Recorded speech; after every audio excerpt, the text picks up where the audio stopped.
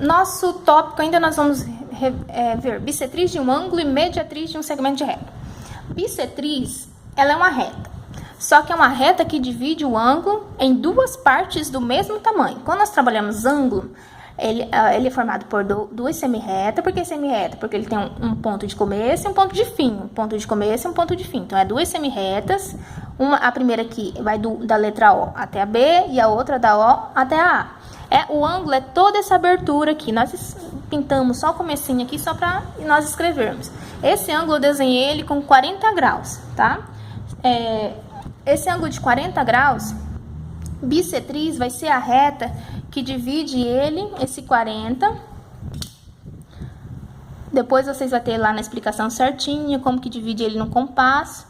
É o que divide ele, bissetriz, é a reta que divide esse ângulo em duas partes iguais. Por exemplo, se ele vale 40, metade dele aqui é 20 graus e a outra metade vai ser 20 graus.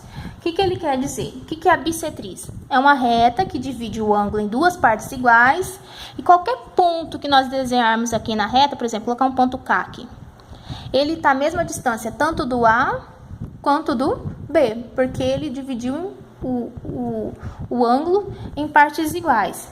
Aí, por exemplo, aqui, eu desenhei uma reta e nós vamos colocar o transferidor aqui, nosso ponto de fé.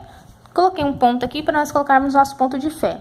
O nosso ângulo, nós temos a nossa linha começando aqui do zero e eu vou marcar aqui no 140 graus. Eu quero um ângulo de 140. Então, a abertura de 140, colocando o ponto de fé aqui, é do zero até aqui. Então, nós temos que marcar a nossa reta bem aqui, ó. Lembrando como que esse daqui é um transferidor de 180, se eu tenho aqui 140 graus, para fechar 180, aqui vai sobrar 40. Então, se nós fôssemos traçar a bissetriz aqui de qualquer ângulo, o que nós temos? Vai ter que dividir esse 140 ao meio, certinho. Vai ser 140 dividido em 2, que vai dar 70 graus. E se eu dividir esse de 40, 20 para cada lado. Ao todo, aqui é 180 graus. Aí, o que nós precisamos saber? Por exemplo, se eu tenho um ângulo aqui,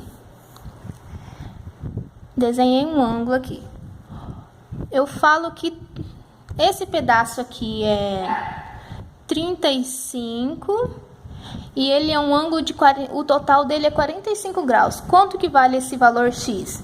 Se eu já tenho 35 para fechar 45, então falta o X nosso vale 10 graus. Então, nosso exercício vai ser mais ou menos nesse estilo. Continuamos mediatriz de um segmento de reta no próximo vídeo.